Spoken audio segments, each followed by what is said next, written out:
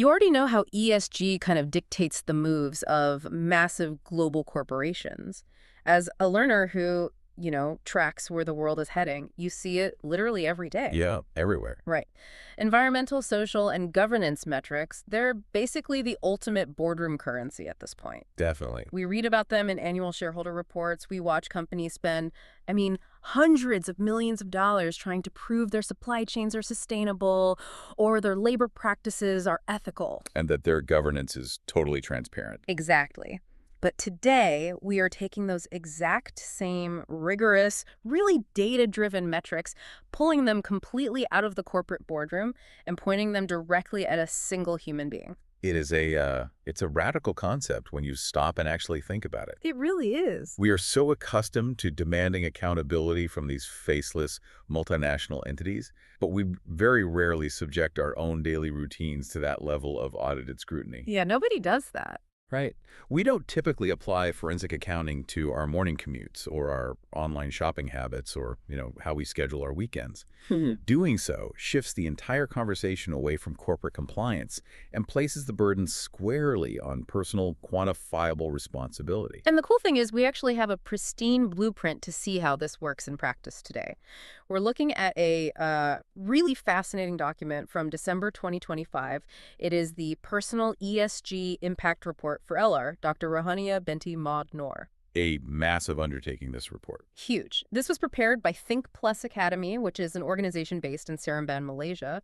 And the underlying framework they're using to measure all of this, it's called the Personal ESG Reporting Standard, or just SELF ESG for short. At ESG. Yeah. Okay, let's unpack this. Our mission for this deep dive is to explore exactly how a person's life choices, their daily mobility, time management, and even their underlying ethics can be mathematically quantified into a personal sustainability ledger. We basically want to figure out what happens when you treat your life like a balance sheet. The timing of this document provides such a unique vantage point, too. Sitting here in March 2026, looking back at a comprehensive, finalized report from the end of 2025 gives us a very clear lens into what the future of personal accountability might actually look like. Right, because it's already done. Exactly. Yeah. This is not some theoretical white paper about what we should do in an ideal world. It is a fully realized, itemized audit of one professional's life over a 12-month period. So let's jump right into the data, starting with the E in ESG, the environmental impact. The first thing that just jumps off the page is the sheer volume of mobility tracked. In 2025, Dr. Rohanaya logged a total of 88,000 kilometers of travel. Which is an incredible amount of ground to cover for one person. Yes, that's massive. And to break that down, her private car accounted for 50,000 kilometers using standard petrol.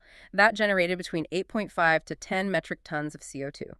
Then you add in her air travel, which was another 30,000 kilometers, generating another 5.4 tons of CO2. Right. When you combine those primary drivers, her total recorded carbon footprint comes in at 14.2 metric tons. To put that 14.2 metric tons into perspective for you, that is roughly the carbon footprint of heating 3 average-sized homes for an entire year. Wow. But the real insight here isn't the total number.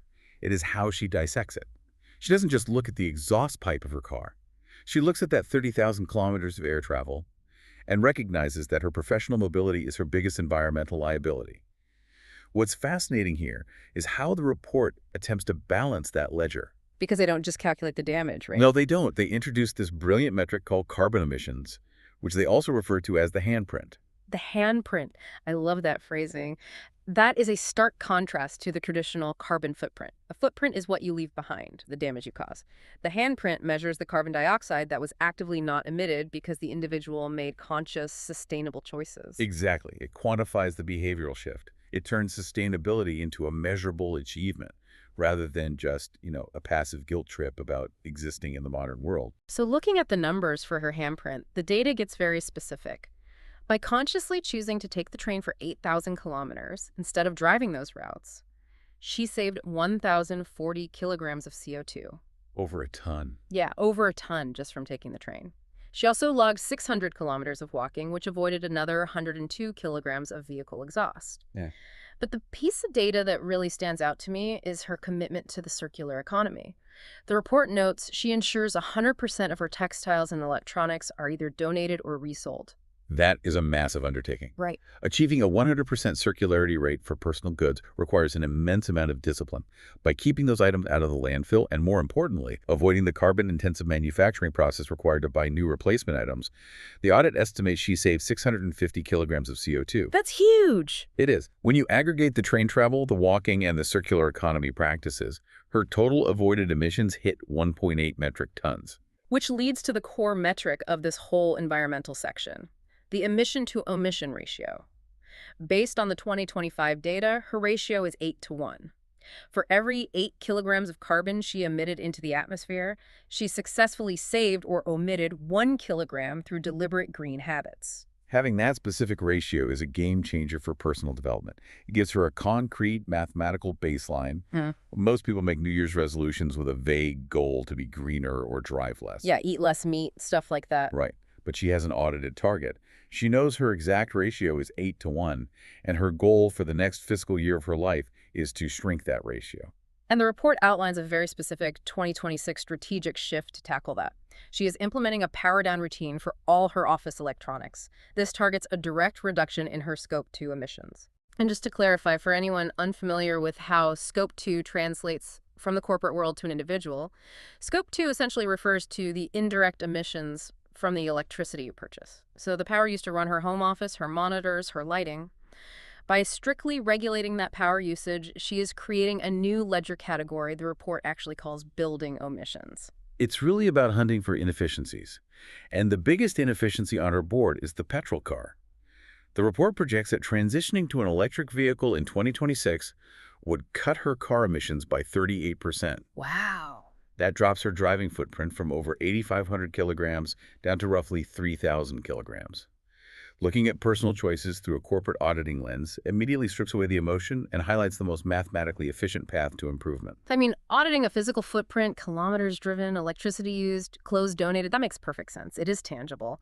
But where this framework really pushes the boundaries is how it audits the intangible stuff. Transitioning from the environmental data, we hit the social component. The S in ESG. Right. In the corporate world, the S usually involves analyzing labor standards, workplace safety, community relations.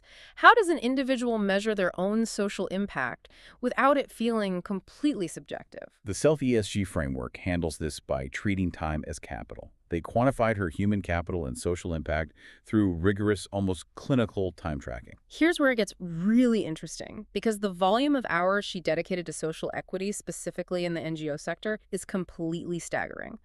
Her 2025 calendar data shows 1,750 hours dedicated to what Think Plus Academy categorizes as internal social capital. That's practically a full-time job. It is.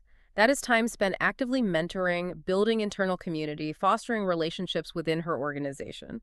On top of that, she logged 240 hours of peer networking for professional growth and external industry connections. And amidst all of that, she still achieved 750 hours of deep work, which the report defines as high-level, focused professional output. The sheer discipline required to track your waking hours into those distinct buckets for a full year is an achievement in itself.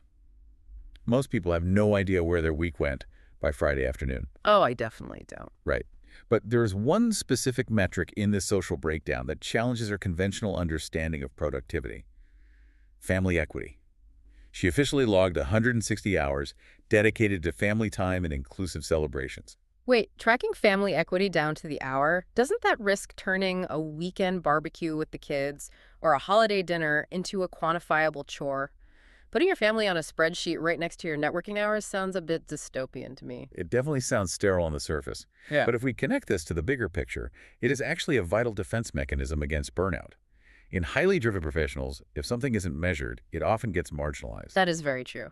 But putting family time on the exact same audited ledger as her professional deep work, she is ensuring it doesn't get cannibalized by late-night emails or extra mentoring sessions. It completely reframes work-life balance. It isn't framed as time taken away from work. It is quantified as a critical investment in her own personal social sustainability. The report's underlying thesis is that you cannot be a sustainable leader in your community if you are depleting your own human resources at home. Okay, that does make a lot of sense. If you view your energy as a finite resource, you have to budget for recovery and connection just as strictly as you budget for output. Exactly. And her 2026 strategic shift in this category shows a fascinating evolution of that social capital. She's planning to establish a community budget. According to the report, this means she is transitioning from purely time-based volunteering to providing actual financial support to SUSNet initiatives, which are Sustainable Development Network projects, as well as local community associations. That is the natural trajectory of a maturing social leader. Early in your career, your most abundant resource is often your time and energy. You give those hours, you build the networks, and you mentor the next generation. But as your capacity grows, you transition to deploying actual financial resources to scale that impact. She is effectively converting her time-based social capital into financial social capital. So we have the physical footprint handled and the social time tracking mapped out. That leaves the G governance. Corporate governance is usually about board oversight, executive pay structures, preventing fraud. How does a single person implement oversight on themselves? The SELF ESG framework defines personal governance through active oversight and maintaining an audit-ready life. It measures ethics, transparency, and how strictly you hold yourself and the partners you engage with accountable to stated values. And once again, the foundation of this is time tracking. She invested 150 hours over the year into research and trend analysis simply to stay ahead of sustainability regulations. She spent another 144 hours on field verification and audit. Which is incredibly proactive. Yeah, it means she doesn't just read a glossy report from an NGO and take their word for it. She spends days on the ground verifying that the social activities and promised environmental standards are actually materializing in the real world. Additionally, she dedicated 100 hours to formal professional development to ensure her strategies are anchored in the latest ethical frameworks. Those are impressive numbers, but the most striking governance metric in the entire document is the 96 hours she dedicated to supply chain governance. Think about the implications of that. An individual treating their own household purchases like a corporate supply chain. It's wild. The data shows that 90% of her shopping is done online, but 100% of those purchases are preceded by sustainability research. The Think Plus Academy report classifies her as an always ethical shopper. She actively audits the vendors, the manufacturers, and the brands she supports to ensure their business practices align with her personal ESG standards. I have to push back a little on how exhausting that sounds. 96 hours a year is roughly 2 hours a week purely dedicated to researching the ethics of what you buy. Most people don't even read the nutritional ingredients on a box of cereal, let alone investigate the labor practices of the conglomerate that produced the cardboard box. Being an always ethical shopper requires a mental load that feels almost unsustainable for the average person. Is an immense cognitive load. Yeah. It means every time you need a new pair of shoes or a replacement charger, you can't just click buy now on the cheapest option. You have to pause, investigate the sourcing, look for certifications, and potentially pay a premium. Right. But that friction is the entire point of governance. Governance is supposed to slow down impulsive, destructive behavior. Her 2026 governance shift leans even further into this. She is moving away from passive news consumption and committing to an active regulation deep dive, specifically allocating 3 hours a week to actively research upcoming regulations. 3 hours a week just to study regulatory shifts. That proves she isn't just reacting to the world around her. She is proactively designing her interactions with it to ensure she remains a leader in ESG compliance in Malaysia. But looking at all of this, the 8-to-1 emission ratio, the 1,750 hours of internal capital, the 96 hours of supply chain auditing, it begs a massive question. So what does this all mean? Yeah. What is the fuel source for this level of dedication? Because standard environmentalism usually isn't enough to sustain this kind of forensic self-auditing without someone just burning out completely. You've hit on the most crucial layer of the report. The data is just the output. The operating system running underneath all of this is deeply philosophical. The report makes it explicitly clear that for Dr. Rohanaya, sustainability is not a secular checklist. It is deeply rooted in her faith in Islamic teachings. The report roots her ESG metrics in the Islamic concept of khalifa. Yes. Khalifa translates essentially to stewardship or trusteeship. The core theological premise is that humans are not the absolute owners of the earth. We are merely its temporary guardians and trustees. The Think Plus Academy report quotes Surah Al-An'am, verse 165, "And it is he who has made you successors or stewards upon the earth." This completely shifts the paradigm of ownership. Absolutely. It means every decision you make, From driving a petrol car to discarding a laptop is a matter of managing an entrusted resource that doesn't actually belong to you. That fundamentally alters the motivation. It elevates the data. It isn't just about saving money on your utility bill or feeling a fleeting sense of pride about recycling. It frames sustainability as a sacred duty. Exactly. The report also highlights a hadith, a recorded saying of Prophet Muhammad, that frames environmentalism in a way I had never really considered. It states, "Even if the resurrection were established upon one of you while he has a sapling in his hand, let him plant it." That hadith is incredibly profound when you apply it to the modern climate crisis. It strips away the outcome dependence of our actions. It means the act of protecting the environment, of planting the tree, has inherent value as a continuous act of worship. Its worth is not dependent on whether you personally get to sit in the shade of that tree 10 years from now. Even if the world is literally ending around you, your duty is to plant the sapling. It's the ultimate antidote to climate cynicism. So many people look at the scale of global emissions and think, why bother taking the train or auditing my online shopping? It's too late. It's a drop in the ocean. This philosophy dictates that the broader outcome doesn't dictate your personal responsibility. The action itself is the requirement. This raises an important question about how our modern culture of consumption clashes with these ancient principles. The report addresses this friction by pointing to two key Islamic concepts: mizan, which translates to balance, and israf, which means extravagance or waste. The report cites a direct command from Surah Al-Araf, verse 31, "Eat and drink, but waste not by excess." So if we tie that back to her data, specifically the 100% circular economy metric, buying cheap, fast fashion, wearing it 3 times, and throwing it in the trash isn't just an environmental hazard. Under this framework, it is a direct violation of mizan. It is disrupting the universal balance. It is israf, pure excess. Right. By ensuring every single textile and electronic device she owns is either recycled, donated, or resold, she is tangibly adhering to the command to avoid waste. Precisely. The 650 kilograms of avoided emissions from her circular practices isn't just a win for her carbon ledger. It is the mathematical proof of her spiritual commitment. The ESG report essentially functions as a mirror, reflecting her deepest values back to her in the form of hard data. When she implements that power-down routine for her office electronics in 2026, she is actively participating in maintaining the mizan. It is a seamless synthesis of theological wisdom and cutting-edge data analytics. It is a truly remarkable way to live. And it brings us to the core takeaway of this deep dive. The SELF ESG framework proves that sustainability does not have to be limited to corporate compliance departments. When applied to an individual, as Think Plus Academy has done with Dr. Rohanaya's data, it forces a transition from mere passive awareness to highly intentional, measurable living. The certification of progress at the end of the report includes one final quote from Prophet Muhammad. "The best of people are those who are most beneficial to people." That is the ultimate challenge for you, the listener. We've spent this time walking through an audited life. We've looked at an 8-to-1 emission-to-omission ratio. We've examined the meticulous tracking of human capital and the grueling discipline of audit-ready governance. It's a lot to process. It is. You have to ask yourself, what does your ledger look like? Are you extracting more from your community, your family, and your environment than you are putting back in? That is a heavy mirror to hold up to your own life.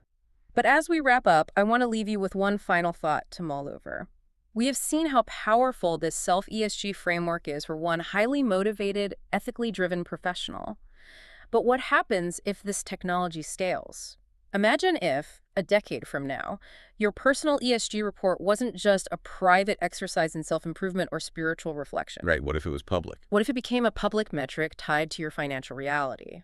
What if your credit score, your ability to secure a low-interest mortgage, or even your eligibility for a job required you to hand over a rigorously audited personal ESG impact report to prove you aren't a liability to the environment or your community? It is a staggering thought. How would the architecture of our global economy and our daily social interactions fundamentally transform overnight? A completely different world. Keep digging, keep learning, and we will catch you on the next deep dive.